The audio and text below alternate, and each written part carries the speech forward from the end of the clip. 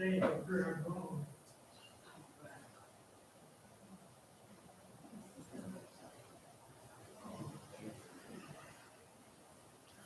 good afternoon.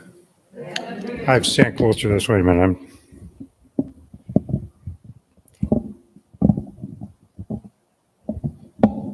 Yeah, sure.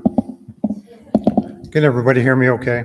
If anybody can't, I'm sure they'll change seats with you. My name is Ray Hedstrom, and I am here today for the Oasis program. I've done chapel service several times, and I spoke to Seniors for Peace one time. So this is my first time in this special project. What I was going to talk to you about today is Nicaragua. And I want to thank you for having me here. I want to thank Tim and Marie for all their help and getting this around and everything. And Tim did all the heavy lifting with hooking all these things up and setting the table up out there and everything. All the stuff that's on the table out there, pretty much all of it are gifts that people have given me. And my wife says, "What are you going to do with that?" And I said, "I don't know what I'm going to do with that, but they gave it to me, so it is now mine." And so I bring those things home, and we have a place in the back that we have those on the wall. The country of Nicaragua is a beautiful place. I first went there in 2003. I had been on some mission trips in the United States, and the people at the church in LaGrange said they were going to sponsor this trip to Nicaragua. I went to the meeting. I'd never been out of the country. I shouldn't say that. I'd been to Canada. I had never flown, didn't have a passport, had no shots, had no idea what I was doing. But I think there was about a dozen of us that went on our first initial trip down there. Nicaragua is considered the second poorest country in the Western Hemisphere behind Haiti. Two main reasons for that. One is political. The government is completely corrupt. It takes all the money and gives the people none. And with Daniel Ortega and his wife, who live in a bunker in Managua, they keep amassing all this money and the people get nothing. The other part is that not only political, but natural disasters. I guess going along with political, in the 80s, there was a revolution that tore the country apart. But in 1972, there was a major earthquake that leveled most of the capital city of Managua, killed 20,000 people, and displaced a lot of people. Also in 1998 was Hurricane Mitch, at that time considered to be the second strongest Caribbean storm. And 10,000 people were killed. And so there was much of that. But it is a beautiful place. People ask me, how do you get there? The only way you can get there is to fly. If you went out here to Serbia International Airport and got on a plane and flew straight south, about 5 hours, you would pretty much come just about to Managua. And my first trip, this summer, I went in June, and that was my 31st trip there. And I learned more about myself on this one than I had on the first 30 trips. I should tell you that not all of these pictures are from that trip, but I put some in there to show you some of the things we have done. We go through a group called the Nicaragua Resource Network, which is out of Carmel, Indiana. And through that church, through that organization, they sponsor 3 schools in close to either in Managua or close, and 23 churches sprinkled throughout Nicaragua. Certainly one of the things that I could do is show you pictures of beautiful kids with big brown eyes and big smiles. Also, this girl you can see has a chipped tooth in the front, which shows that kids play down there like they do here sometimes. But I could also show you another picture of this one, a little kid that I caught in 2005. She was standing right next to me. I put my camera down and took a picture, and that's what came out. And I always liked that picture. What a beautiful smile she had, and just so happy and so wonderful. These kids were up on a mountain. I remember going there that day and having to push the truck part of the way up the hill and to get there, but it was well worth the work. And these kids were there, and we had a wonderful time, spent about an hour with them playing and just having a good time. Unfortunately, it doesn't work well all the time. And this little kid, I remember going to this house. It was about 2 blocks from the church. I had been to their house any number of times. The family was members of the church, and we went there. And this little kid had the worst fever and was just so sick. And Mama is there taking care of him, and without much to take care of him with. But they do the best they can. And so this kid did get better and became one of those little kids with the smiles. This is the church that we went to in 2003. It is actually just a house. And the place that we go is Ciudad Sandino, which is a city about 6 miles outside of Managua. And we go to a barrio or a neighborhood called Nueva Vida. And it was built for refugees from Hurricane Mitch. The people came into this big area and squatted and started building things out of whatever they could. And the government said, that's not going to work. We're going to help. And you know how government help works. And so they came in and built houses that were 21 feet square. They have a concrete floor, a tin roof, a pit toilet, which is 21 feet deep because we helped dig one of those by hand one time. We didn't go all down 21 feet, but they did that. And it had electrical service and a water spigot. And this house, somehow the church took over this house. And the first time we went there, I remember in the church, there was a couple of rows of plastic chairs and a kind of a little podium kind of thing and a speaker. I think the speaker had one knob that was turned to the right all the way. And believe me, in the concrete with a tin roof, we got some real sound out of that. And it was a wild kind of thing. But this was a wonderful place, and that's where we started off. Okay, what do we got here? The church has made a number of different changes. This is after we did our first work at the church, which helped them expand. This is what it was, and it changed the front facade of the church so that it looked different than the other buildings. And from there, the church grew several different times. This is after an expansion of the church. They went out the left wall and wanted a bigger church, so they went out the left wall, tore the wall off, tore the roof off, went out and built the church wider. And in 2006, we built this security wall that you see in front of the church. It doesn't look very secure there. It has been changed since then, but it was a start on that. And so that was some of the things. Now, I might mention that we really don't do a lot of the work. We come in for a week. We bring money to buy supplies, and we work all the time. We work with Nicaraguans when we're doing building projects. And then if we can't get the job done, we leave money to pay people to do that, usually members of the church. We always kid that on Wednesday when we're there, we take the day off. That's our organization says we need to take a day off, so we take the day off. And when we leave Tuesday night, when we come back Thursday morning, the Nicaraguans have done probably about 3 times as much work as we did the first 2 days. Once the gringos are out of the way, they can get something done. But they do a lot of the work. And it's all done by hand. This is not, there's no concrete mixers or anything. It's all mixed on the ground. Everything is done the way they do it there. One of the things when we built a bathroom at the church, and I told you they dug that hole 21 feet down, there were 3 guys down in that hole, 2 guys digging and 1 guy chopping and putting the dirt in a 5-gallon bucket. And they raised the 5-gallon bucket up on this rope, hand over hand, and then put the bucket back down. They filled it back up. And we said, why don't we go to the store, go to the hardware store and get a pulley? We get some rope and we can make a tripod of some kind to put over there, and we can do that. And the guy that we were with said, we don't do it that way. But this will be easier. We don't do it that way. Okay. So we did it the way they did it. We didn't, believe me, we did not pull that bucket up, and we didn't mess around with the guy that did. This is the way this church looks today. And there's been many updates and repairs. We took a picture of the side of the church because you can see up above. I will use that thing right up here.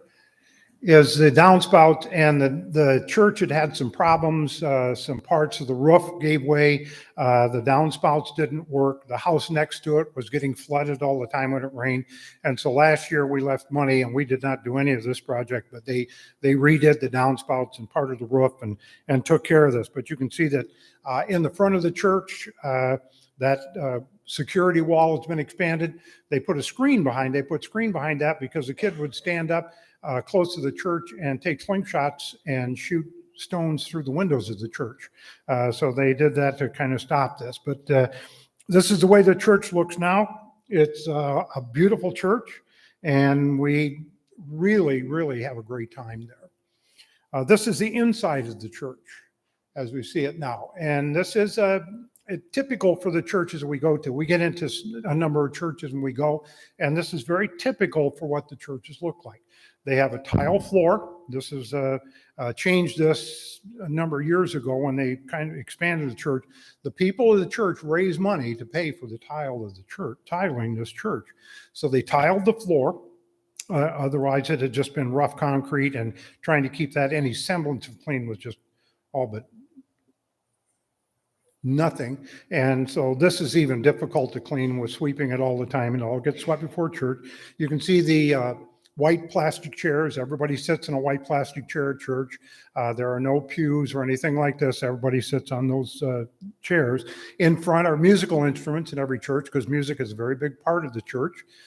We sing for about 45 minutes at the beginning of the church, and that's standing up singing, and I have no idea what we're singing, so it's fun. I have a great time, and the music is lively, and it is really something, and so we have a great time with that. But the music is a very big part, and they have a keyboard, they have the drum set, and they have a couple of guitars. When we went to the church, we asked Pastor Chema, the minister at the church, we said, what are some of the needs that the church has? And he said, well, some needs that we have, number one, we need help with our music stuff. The soundboard is not working right, and the speakers aren't working right. And he said, as a matter of fact, the speakers have all gone out or all broke except for the bass on this. So he said, wow, that's not really too good. You can get loud, but that's it.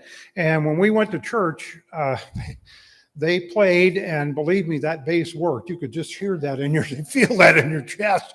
And they cranked the sound up, and it was loud and everything. But so we were able to, through donations, leave them money, and matter of fact, they even had a video on Facebook of getting their new speakers and putting them in and using them, and they got the new soundboard. So things are working well there. We helped paint the inside of this church a year ago when we went. We painted for about 3 hours. They did the bulk of the painting, and the church had been kind of a plum color, and so we had a new minister, and he said, "I'd like to paint the church." So they painted the church. Now, back about a little bit behind where this person is standing, and back over here was the wall. And I told you that the roof had leaked, and the roof leaked and came in and got behind the paint, of course, and bubbled the paint and everything. And so we're going to paint this wall. And I thought, there's no sense painting over this bubbled wall. I mean, it's just going to come right off. So he said, the wall's got to be scraped. We had one putty knife and a big wall. And so I'm thinking, how are we going to scrape that wall with one putty knife and one wall? So we got to the place where we were going to scrape the wall. And so we started we scrape, and pretty soon there's some other people scraping. Nobody had a putty knife. But they came in with spoons, table knives, machetes, axes, whatever they had to scrape, and they scraped that wall completely of all the paint off of it. And, that's just the way they did. It was, they didn't have, so they made do with what they had. And so I learned from that, what we have sometimes, and we think, how are we going to do this with one putty knife? You're not going to do it with one putty knife, Ray. God told me, you're not going to do it with a putty knife. You're going to do it with an axe. You're going to do it with a shovel. You're going to do it with whatever you got to scrape, and that's what's going to be done. And so that was one of the things that I learned from that trip, was working on this. One of the things that I don't have is a talent for speaking Spanish. I can speak hardly any. And I can count. I can tell you the days of the week if you give me a couple seconds. But I really don't have that. And virtually no one on our groups that go speak Spanish. And so what we have down there, the group that we go through, has a place that we live, which I'll tell you about later, but they also have a stable of about 20 people that speak, that are Spanish translators. And we pay them $35 a day to be our translators. Now they translate, and we get, if there's a group of 6 of us, we have 2 translators. And they go with us, and they're there. Not only do they translate, but they help us with whatever needs to be done, and leading games and different things like this. So when we play with the kids, but they are there to help us out. And without them, we would be completely lost. This guy's name is Ramiro, and he's been a translator. He's an excellent translator. Does a great job for us. Matter of fact, even when he's not translating in Nicaragua, he comes to the States and travels around as a photographer. But I always tell the translators when we go, especially if I go someplace and I get to go with one translator and me, listen, if something happens to me, that's no big deal. Something happens to you, I'm dead. So you take care of yourself. Don't get caught. Okay, so, but we have translators. Some of them drive, and sometimes we have to have a driver if we have a bus and we have to get a special driver and stuff like that. But these translators are just amazing people. One of the things that we do is we got to Nicaragua at about 1 o'clock in the afternoon. By the time we got through customs and everything, we get back to the place we're going to stay. It's about 2. And we had told them when we were coming down that we were going to pack 45 food bags. And so the organization had all the stuff there that we needed. They had the bags, they had all the different food that we needed.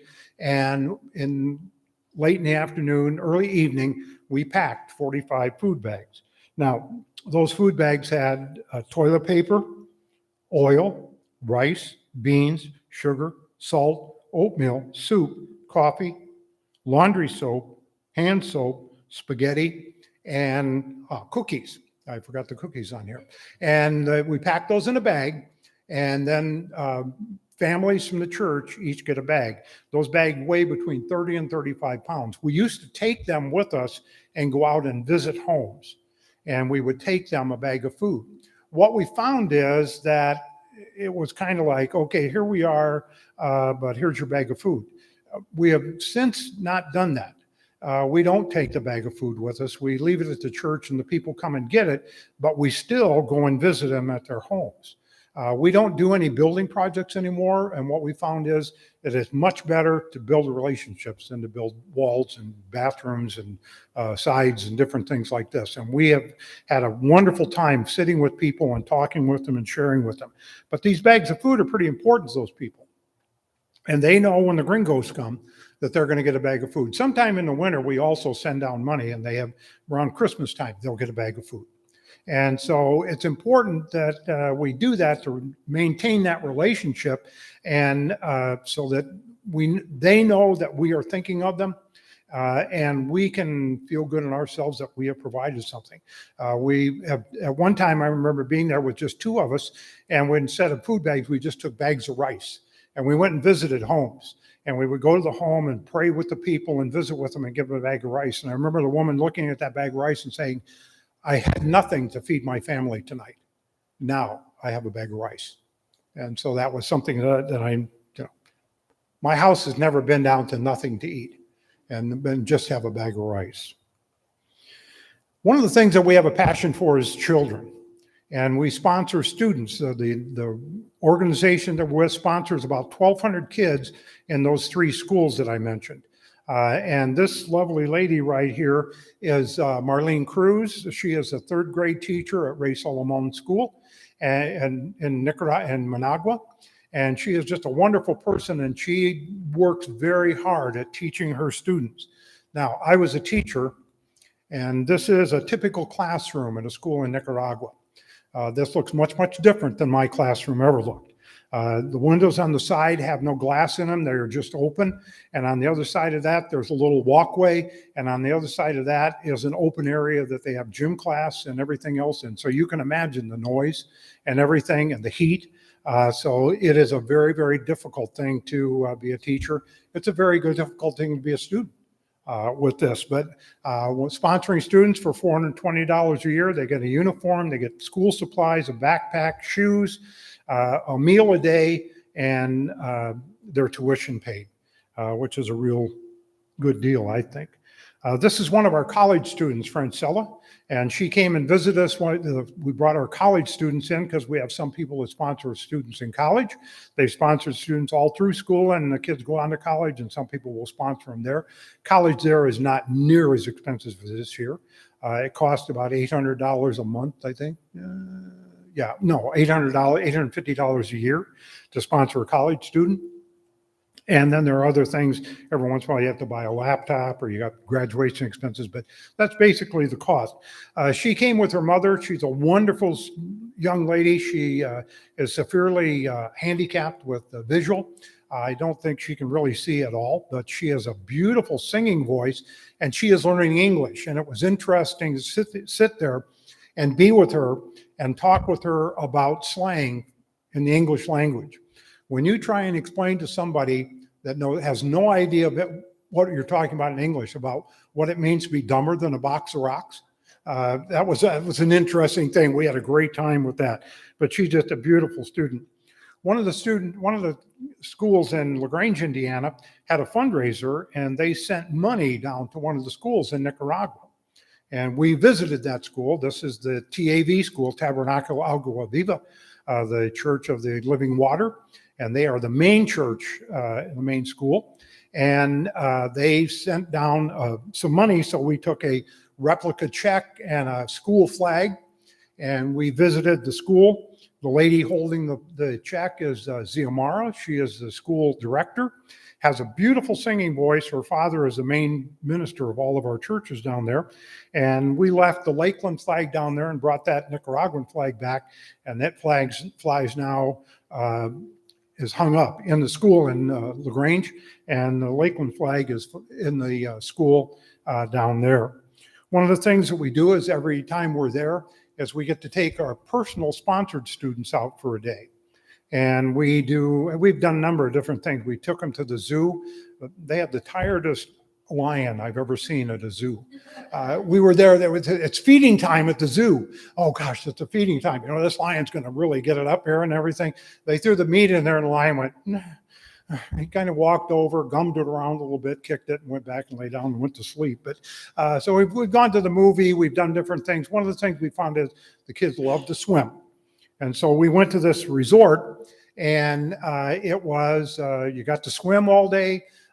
You got a great lunch, and this is my lunch, and we got a great lunch, and it was $8.25 a person. And we had a wonderful time with that. It gives you time to be with your students and interact with them, and we play card games and table games and swim with them and different things like this, and that's it. The lunch was really good. There's some pork there and some rice, some plantains, there's a piece of fried cheese, avocado salad, and a half of a sausage, which I thought was pretty good. It was all good food. The plate was empty when I left. And then there was we got a drink with us. My personal sponsored student is a kid named Adrian Miranda. The first time I saw Adrian, he was 2 days old, laying in a rocking chair on a blanket. And from then on, I fell in love with his family. And I think by the time somebody else sponsored him, or that nobody did sponsor him. And when he graduated from 6th grade, he moved to the Christian school and to our school, and I started sponsoring him there. And so this is 5 years ago. This is Adrian today. December 1st, he's going to graduate from high school. He's 17 years old. He wants to be an engineer, and he plays shooting guard on his club basketball team. And he is just the most wonderful kid, and he has seriously taken studying English, and he speaks English well enough that we really didn't need a translator. And that was a real blessing for me. He was just a great kid. This is a place that we stay. It used to belong to the Mennonites. They wanted to move out of Nicaragua, so we got a chance to buy their facility. And so it's like being a church camp. There's bunk beds, and you get showers, and a hot meal in the morning, a hot meal at evening. And it's a wonderful place. And one of the places that people talk about when they go there is the back porch with all these the hammocks and with all the rocking chairs. It's a wonderful place. And in the evening or in the morning to have your coffee and have devotions there, it's just a great place, and they take very good care of us. This is the meeting of the women of the church. We were told on Wednesday when we got there. On Friday, Pastor Chama would like for you to put on a program with the women. We'd never put on a program with women before. We didn't know what we were going to do with the women, but we had some ideas, and we put some things together and came up with some things, and we have group activities for them and some discussion group. And for lunch, he said, well, maybe you got to have lunch for them too. Okay, well, okay. Pizza Hut delivers. So we ordered 15 pizzas, and here comes a guy on a motorcycle carrying 10 of them. In the rain, okay, brought the first 10 pizzas. He said, I'll be back. So he went and got the other 5 and brought them back. And we had a wonderful time. The ladies got a chance to eat. They had pop and stuff like this, and they got a chance to eat. And this big rainstorm going outside. And we're thinking, this is going to be terrible because they can't get home. And they're thinking, hey, we can stay here. We don't have to go home. And so they got a chance to sit for about an hour and talk and have a good time. And it was really a wonderful experience. And God took care of us in that. What we thought was a bad thing turned out to be a pretty good thing. This is the youth of the church, or the little kids on Sunday. We had Sunday school for them, and we had activities for them. They're playing with the parachutes, and we had some relay games and stuff like that. They are doing here a craft project. They're doing coloring, and I always think this is interesting. You give them coloring, and they just sit down on the floor and start coloring. There's no tables. There's no sanitizer. You just do what you got to do. And so we dumped some crayons out, and they had a great time. They were coloring pictures, and we had the story was Daniel in the Lion's Den. And we got a book, and I read the story. The guy, one of the guys translated for us, and we even had costumes with this. Unfortunately, our lions looked a little disgruntled at this, and our Daniel looked a little bit like a Klansman, but it all worked out, and we got through it, and the kids enjoyed it, and so we enjoyed it, and that was it. This is the youth group of the church. We spent Saturday with them, and we had a wonderful time. We did the same thing. We had some activities for them. We had a craft project that they did. We had a Bible story for them, and instead of bringing the pizza in, we took 55 people to the Pizza Hut. And when you sit there with 54 other people, and there's only about 5 of you speak the same language, it is a great experience. I had the best time. And you sit among these kids, and you laugh and talk and everything and make fun of how much everybody's eating and stuff like that. But I will tell you this, when they left, there was not one piece of pizza left anyplace, because they either ate it or they took it home. And so that was one of the things. They just always do those kinds of things, and it's a great thing. At their homes, when they built these homes, the government came in and built them. They were concrete and stuff, and then people started kind of expanding. And what are you going to do? Well, this on the left here is a bathroom. There was a hole there, so they put some sticks up and put some bags around them or stuff like this, and that's where they went to the bathroom. And then the other part, they got some tin, and they made a fence, and then they made a roof, and then they made a stand that they could put their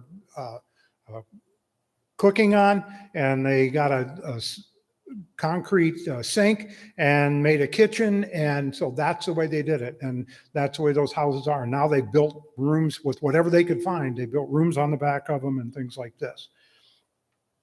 This is the electrical service at one of the houses. I'm not sure it's OSHA approved. And it is right by one of those sinks. So there's water there, and the wires are whatever. And then this is on the right. This is Yelba's kitchen. And we went to her house and sat with her. And I can remember sitting in that yard, and it was so stinking hot, and the sun was beating down, the sweat was running down my back. And we were praying with her, and Pastor Chama was praying with her and preaching to her. And she and 2 kids in that family decided right then to give their lives to Christ. And Pastor Chama worked with them on that. And what an exciting time. But I've seen any number of places like this. The kitchen is a pot and a fire. And whatever they can get to burn, maybe there's some wood, maybe it's some trash or whatever, but that's what they fix for their dinner. One of the things I've been involved in, not this time, but sometimes, is baptism. And a baptism is like they're going to have a baptism August 20th for the church, the Brethren Church here. My granddaughter's going to be baptized in Lake Wabi. This is in Lake Nicaragua. Lake Nicaragua is the only lake, freshwater lake in the world with sharks. They assured us the sharks were at the other end of the lake this day, and so we could go in. The water there was about 79 degrees. It was just a wonderful, we had a great time with this. One of the things about going since 2003 is you get to see how people change. I took this picture of this little girl playing by a mud puddle. She knew exactly what she was doing. She was there and she ran around and she hid and she came back and she peeked out through here and got her picture taken and got a piece of candy, like you have to do. But so I carried that picture around for 2 years. I didn't know where she was. I didn't know who she was. And finally, I found her. And her name is Isayana Lopez. And she has a family. Her mother is Yelba, the lady that had the kitchen with the pot. And her family life has not been very good. Her father sexually abused her and her sisters, and he is now in prison because of that, but through all that, I go back to that little picture, of that little girl by that mud puddle, and that is that girl today. She has changed, yeah. She is married. She has a husband, Noel, and they do very well. One of the things that I learned through all of this is that I was not in control. It didn't matter if it was the airline. It didn't matter if it was going through customs. It didn't matter if it was planning a thing that I had absolutely no idea what to plan, what we had to plan, but it was God was in control of this. He was with us every step of the way. I'm an old football coach. I want to see the film. I want to be in charge. And God said, hey, I got this. You can think you got it, but I got it. And when we looked at that line of people that had to go through and recheck their bags and everything, and we were able to just skirt around that, God said, I've got this for you. When I got sick, God said, I've got this for you. And everything worked fine. And when we had all those things come up, God said, I've got this. And it did work. I want to thank you for having me here today. I have enjoyed this. I hope you have too. And anytime I get to show you stuff about my friends in Nicaragua, I am blessed. Deus te bendiga.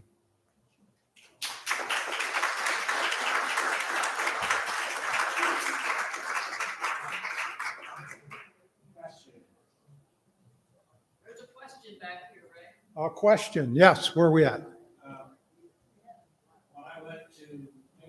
When I went to Haiti, we tried to build a chapel. We built a chapel down there, Mm-hmm. and we used their cement blocks. And they were so tender that we had to be careful with carrying them with 2 hands. Yeah. And they said, why don't you build them? Why don't you build them? They had to build them that morning. They had to pour them that morning. Mm-hmm. And we said, why don't you pour them the day before? They said they would be stolen overnight. Yep. I remember the first time I went, we had one of the guys from the church spent the night sleeping in the church. And we said, what's the deal? Why is he doing this? So they don't steal stuff. All it is a pile of sand. They'll take your pile of sand. So yeah, you're right. It's really something when you get into that culture and they say, this is the way we're going to do it, or this is what we have to do. Yeah. Any other questions? Thank you again. Thank you. Next week, Ted Neidlinger will be here. Some of you remember Ted when he worked for us. And we'll have our full package even song. Thank you. Thanks, Mike. Thank you very much.